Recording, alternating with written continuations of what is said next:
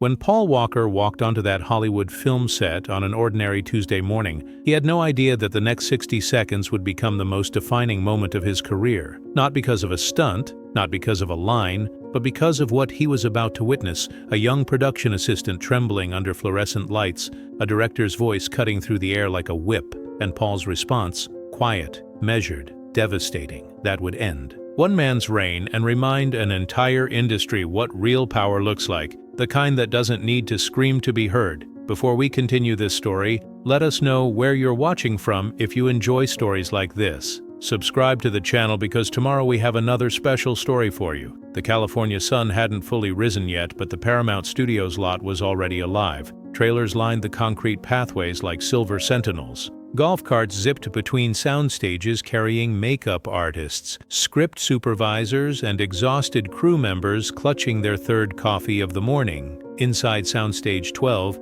the air was thick with anticipation and the faint smell of sawdust from freshly built sets. Paul Walker arrived at 5:47 a.m. No fanfare, no assistant clearing his path. Just Paul in faded Levi's, a gray Henley shirt with a small coffee stain near the collar, and his beloved, worn-out Vans that he refused to replace, despite his publicist's constant protests. His hair was slightly messy, like he'd just woken up, which he had. He carried his own duffel bag over one shoulder and a thermos of black coffee in the other hand. "Morning, Tony," he said, passing a grip, adjusting a massive C-stand near the camera dolly. Tony looked up, surprised and pleased. "Paul, hey man, you're early." "Couldn't sleep," Paul admitted with that easy grin of his. "Figured I'd come see if they needed help with anything." Tony laughed. "You're the only actor I know who'd say that." Paul shrugged. "We're all just trying to make something good, right?" He meant it. Paul had been on enough sets, big budget, small budget, chaotic, pristine,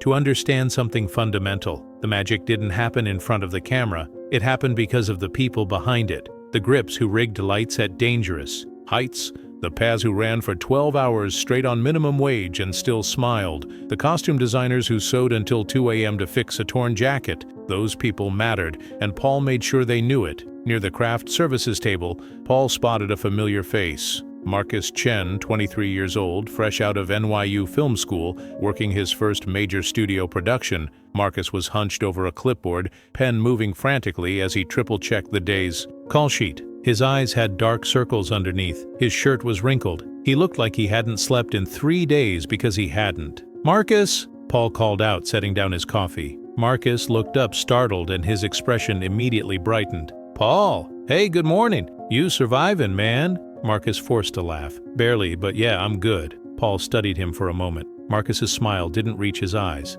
His hands trembled slightly when he held the clipboard. This kid was running on fumes. "You eating?" Paul asked. "I had a granola bar at like 3 a.m. That doesn't count." Paul grabbed 2 breakfast burritos from the craft table and handed one to Marcus. "Sit, eat. The call sheet can wait 2 minutes." Marcus hesitated, glancing nervously toward the soundstage entrance. "I don't know if I should." "Marcus," Paul said gently but firmly. "Sit." Marcus sat. They ate in. Comfortable silence for a moment, the noise of the set building around them. Then Marcus spoke quietly. "Thanks, Paul. You didn't have to do that." "Yeah, I did," Paul replied. "You can't take care of everyone else if you don't take care of yourself first." Marcus nodded, but Paul could see it. The weight this kid was carrying, the desperation to prove himself, the fear of making one mistake and losing everything. Paul had been there once, and he remembered how lonely it felt. As the morning progressed, the set filled up. Actors emerged from makeup trailers with flawless faces and period-appropriate costumes. The director of photography tested lighting setups with his team. The script supervisor organized continuity photos on her laptop, and then, at exactly 7:15 a.m.,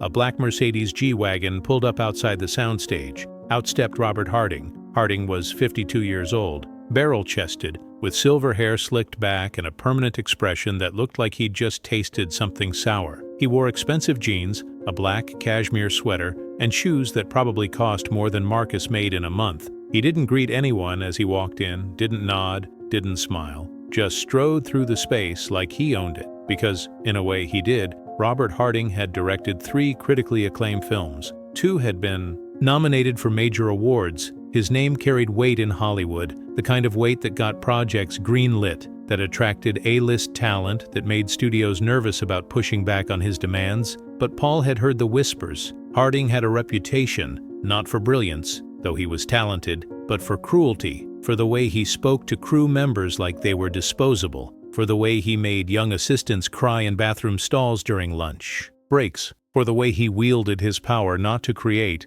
but to control. Paul had worked with difficult directors before. He could handle ego, he could handle pressure, but there was something about Harding that felt different, colder, more calculated, like cruelty was a choice he made every single day. The first sign came during the 7:30 a.m. production meeting. Harding stood at the center of the soundstage, surrounded by department heads, cinematography, sound, art direction, wardrobe. His assistant director, a quiet woman named Laura, held the shooting schedule and waited for instructions. "We're 3 days behind," Harding announced, his voice sharp enough to cut glass. 3 days? That's unacceptable." The crew exchanged uneasy glances. They'd been working 14-hour days. They were exhausted. "I don't care if people need to skip lunch," Harding continued. "I don't care if we go until midnight. We're catching up today. If you can't handle it, there's the door." Silence. Paul stood off to the side, arms crossed, watching. He didn't like this. Not the words, not the tone, not the way Harding's eyes swept across the crew like he was daring someone to challenge him.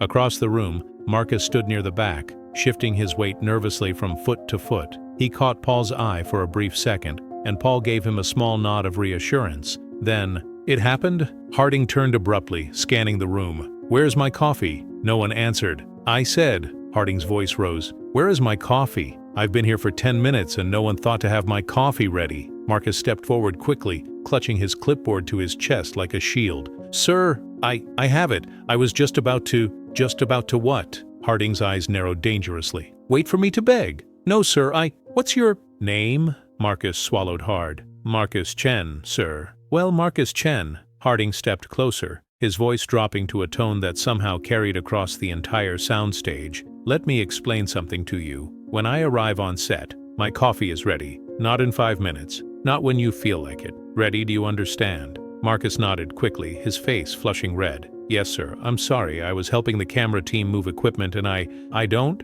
care what you were doing." Harding snatched the coffee cup from Marcus's trembling hand. He took one sip, then his face twisted in disgust. "This is cold. I can make a fresh one right now, sir. It'll only take—" "Do you have any idea," Harding's voice exploded, "how much this production costs per minute? Every second I waste dealing with incompetent pays is money down the drain." The soundstage had gone completely silent. Cameras stopped moving. Grips froze mid-step. 200 people watching a young man being destroyed in real time. Marcus's eyes were wide, his voice small. "I'm really sorry, Mr. Harding. I'll get you a fresh cup immediately." "You know what? Don't bother." Harding turned to Laura, his assistant director. "Get me someone who can actually do their job. I want this kid off my set." Marcus's face went pale. "Wait, please, did I stutter?" Harding spoke over him. "You're done. Get your things and go." Marcus stood frozen, unable to move. His entire body seemed to shrink. This was his first big job,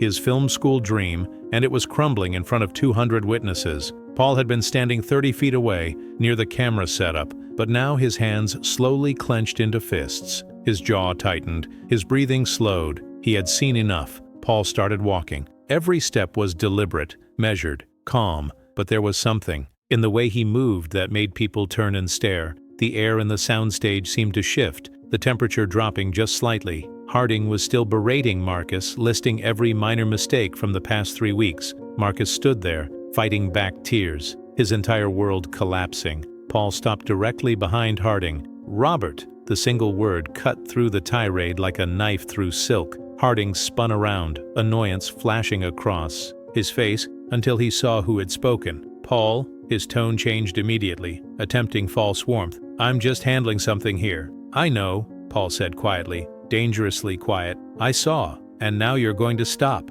Harding blinked, caught completely off guard. "Excuse me?" "Marcus stays," Paul said, his voice never rising but somehow filling every corner of that massive soundstage. "You apologize right now?" The room that had been silent before became absolutely still. Not a breath, not a movement. 200 people watching a confrontation that would define everything. Harding's face reddened. "Paul, I appreciate your concern, but this is my set. I make the decisions about what?" Paul stepped closer, his blue eyes locked onto Harding's. About humiliating a 23-year-old kid in front of the entire crew because his coffee wasn't hot enough? He's incompetent. He's the hardest worker. On this set, Paul's jaw tightened, a muscle twitching near his temple. I've watched him, Robert. First one here every morning, last one to leave every night. He runs for everyone, fixes everyone's problems, never complains, and you know what? He's terrified of you, they all are. Harding glanced around, suddenly aware of the audience. Look, this is between me and— No, Paul cut him off, his voice like steel wrapped in velvet. It stopped being. Between you and Marcus the second, you decided to destroy him publicly. You made it everyone's business, so now everyone gets to hear what happens next. Harding's expression hardened, trying to regain control. Are you threatening me? I'm giving you a choice. Paul's eyes never left Harding's face. You can apologize to Marcus right now, in front of everyone you humiliated him in front of, or I walk today, right now, and I'll make sure everyone, the studio, the press, every single person in this industry knows exactly why. The words landed like a bomb. The color drained from Harding's face. Paul Walker was the star of this film, the franchise. Without him, production would collapse, insurance companies would panic, studios would intervene, lawsuits would fly, careers would end, and everyone in that soundstage knew it. Paul, be reasonable. Harding's voice had lost its edge, replaced by something closer to panic. I am being reasonable, Paul replied, his tone still calm but carrying the weight of absolute conviction. A reasonable person would have handed Marcus $5 and asked him politely to grab a fresh coffee. A reasonable person would have said thank you. You chose something else. Harding tried to salvage his authority. This is completely inappropriate. You can't just— I can. Paul took another step forward, closing the distance between them. And I will, because someone needs to. So what's it going to be, Robert? An apology? Or an empty set? The silence stretched. Harding looked around desperately, searching for support, for an ally, for anything, but the crew just stared back at him, some with barely concealed satisfaction, some with hope flickering in their eyes, some with tears because they had been in Marcus's position before and no one had stood up for them. This is ridiculous, Harding muttered, but his voice cracked. Then walk away. Paul gestured toward the exit. Leave right now, and this all goes away. But if you stay, you apologize to Marcus, to everyone you've treated like dirt since day one of this production, or I'm done. Harding's hands trembled. His entire career, 3 hit films, award nominations, power, respect, all of it balanced on this one moment.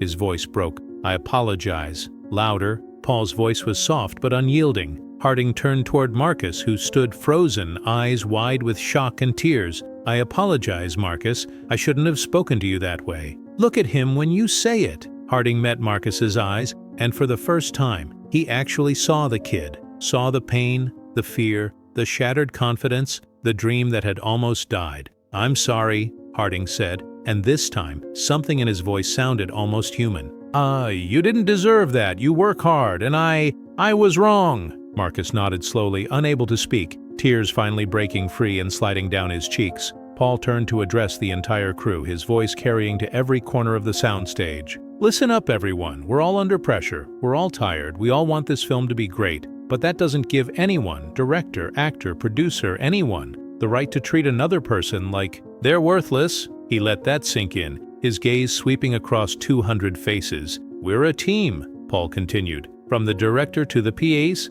everyone matters. Everyone deserves respect. And if anyone has a problem with that, you can take it up with me. For a moment, nothing happened. Then someone started clapping. Slowly at first, 1 person, then 2, then 10. Within seconds, the entire soundstage erupted in sustained applause. Some crew members whistled, others smiled openly for the first time in weeks. A few wiped their eyes. Harding stood alone in the center of it all, his authority shattered, his power exposed as hollow. Paul walked over to Marcus and placed a hand on his shoulder. You good? Marcus nodded, tears still falling. Thank you, he whispered. Don't thank me, Paul said gently. You earned your place here. Don't ever forget that. As the crew returned to work, the energy on set had completely transformed. People talked more freely, smiled more easily. The oppressive fear that had hung over them like a storm cloud had lifted. Paul returned to his mark, ready to film. But as he stood there, he noticed Harding retreating to his director's chair,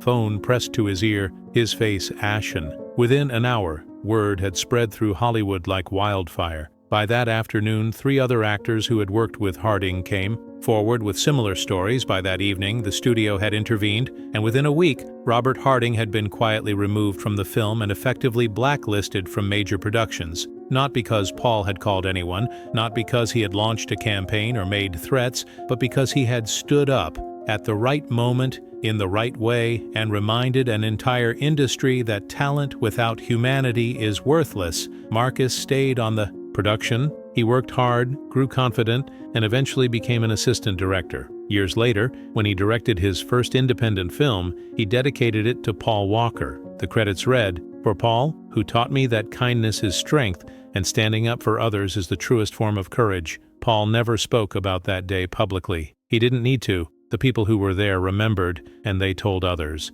And slowly, quietly, something began to change on film sets across Hollywood, because sometimes all it takes is one person willing to say, enough. One person willing to put their career on the line for someone else's dignity. One person who understands that the measure of a man isn't what he achieves, but how he treats those who can do nothing for him. That was Paul Walker, not because he was famous, not because he was wealthy or powerful, but because he was human. And on a film set in California, on an ordinary Tuesday morning that became extraordinary, he reminded everyone what true power really looks like. It looks like standing up when it's easier to stay silent. It looks like defending the defenseless. It looks like choosing compassion over complicity. And it looks like a man in faded jeans and worn-out Vans walking across a soundstage, ready to sacrifice everything for a kid named Marcus who just wanted to make movies. That's the story they don't tell in Hollywood, but it's the one that matters most. And years later, when people would ask Marcus what he learned from Paul Walker, he would smile and say, "He taught me that the most powerful thing you can do in this world isn't making a great film or winning an award.